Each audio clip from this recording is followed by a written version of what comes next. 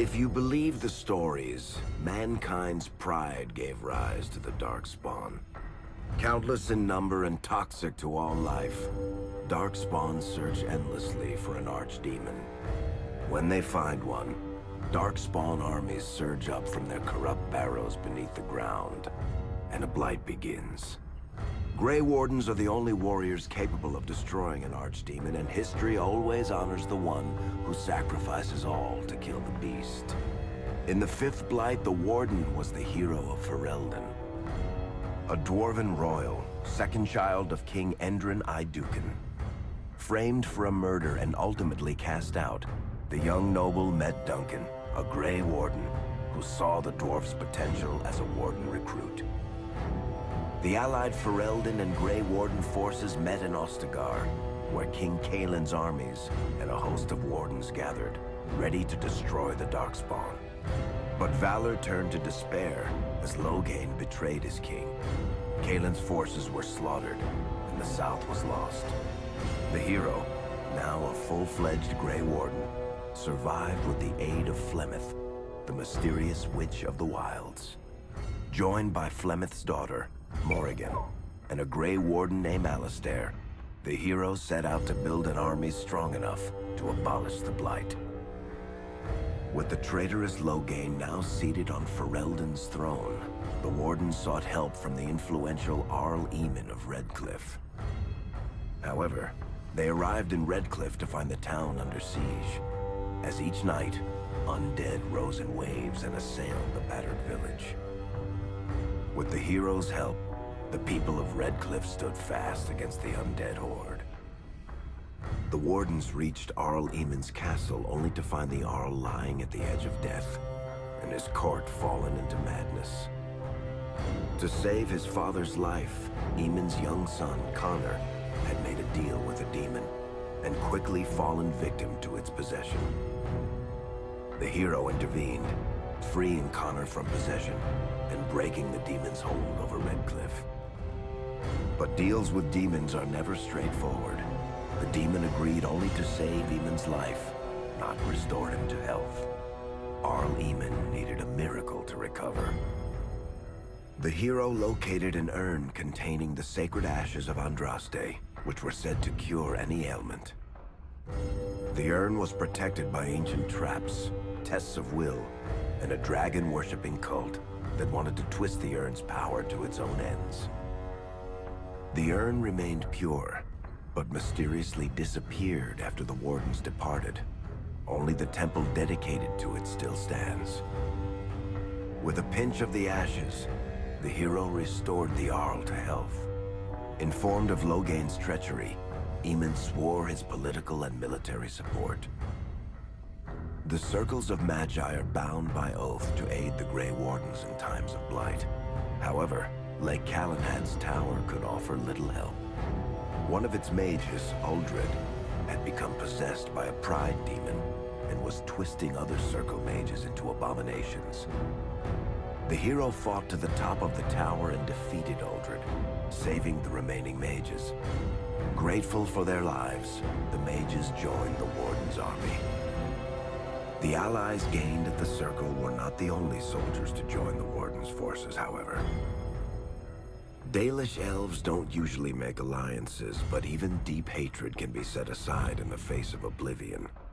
An ancient curse was destroying Ferelden's largest Dalish clans, turning the elves into werewolves. Zathrian, the clan's keeper, claimed that the cure required the heart of the great wolf, Witherfang. Years before, Zathrain himself had afflicted a group of humans with the curse that now ravaged his clan. As long as he lived, the curse endured. The hero freed the werewolves from the long-standing curse, and the Dalish joined the Warden's forces. Blights may happen hundreds of years apart, but the dwarves who live below the surface of Thedas fight Darkspawn every day. No one is better schooled in battling Darkspawn than the warriors of Orzammar, except perhaps their allies of old, the Grey Wardens. The hero arrived in Orzammar in the wake of King Endrin's death to find political factions fighting for control of the Dwarven capital.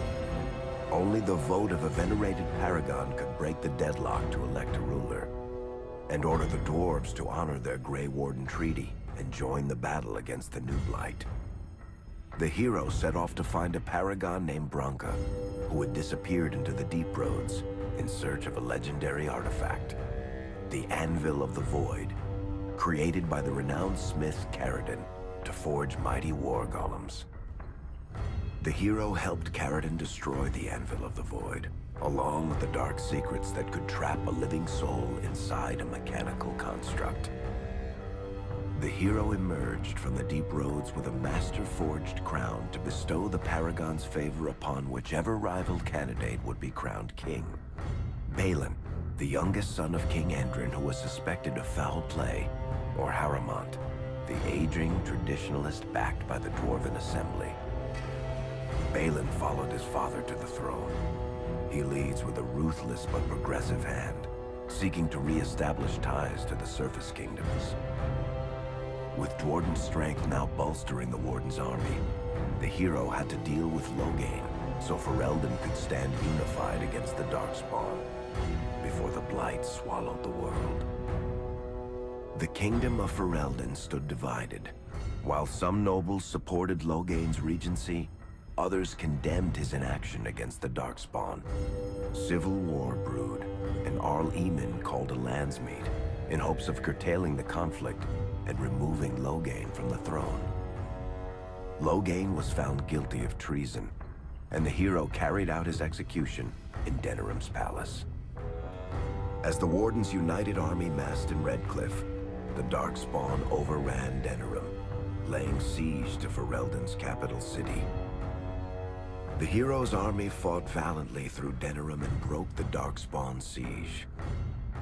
On Fort Dracon's highest tower, the hero's strongest allies fought alongside the Warden in a final heroic battle against the massive Archdemon. The Archdemon was killed without the sacrifice of a Grey Warden's life. With no Archdemon to lead them, the Darkspawn scattered. Most fled underground, still teeming in number and always seeking a new Archdemon to awaken. The shattered kingdom of Ferelden embarked on a long journey to recovery. In the Blight's aftermath, strong leadership was crucial. Alistair, King Caelin's half-brother, and Queen Enora, Caelin's widow and daughter of Loghain, joined in a political union.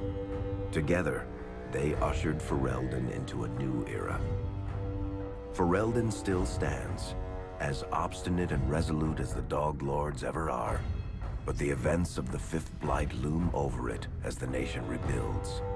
For people across Thedas, legends of the hero of Ferelden remain the nation's brightest beacons of hope during its darkest times. It all began in Kirkwall, the fall of Knight Commander Meredith, the Qunari uprising, and of course, the Chantry's destruction and the onset of Mage Rebellion. One person always stood amidst the swirling chaos: Hawk, the champion of Kirkwall. The Hawk family fled Lothering, refugees from the Blight. Leandra, mother of the champion, and siblings Bethany and Carver hoped to find refuge at her family's estate in Kirkwall, far to the north. While Hawk had no magical abilities, the champion was at the heart of events that ultimately led to the Mage Rebellion. The Hawks escaped the Blight with the help of Aveline Valen, a warrior and family friend. It's said that the family was also aided by Flemeth, the notorious Witch of the Wilds. Hawk's brother, Carver, never reached the Free Marches. He was killed by Darkspawn while protecting his family. The family's first years in Kirkwall were difficult. Leandra's brother Gamlin had lost the family fortune. The Hawks lived in poverty, forced to indenture themselves in return for entrance to the city. To pay off the debt, Hawk was forced to work for a gang of smugglers. All the while, Hawk and Bethany did their best to hide Bethany's magic from the Templars. Opportunity eventually struck in the form of a dwarf named Bartrand Tethras, who was planning an expedition to the Deep Roads.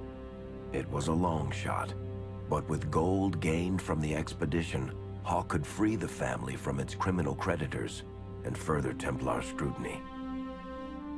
Hawk met a rogue Grey Warden named Anders, who possessed detailed maps of the deep roads. These maps were crucial to the expedition's success. Once Hawk obtained them, everything else fell quickly into place.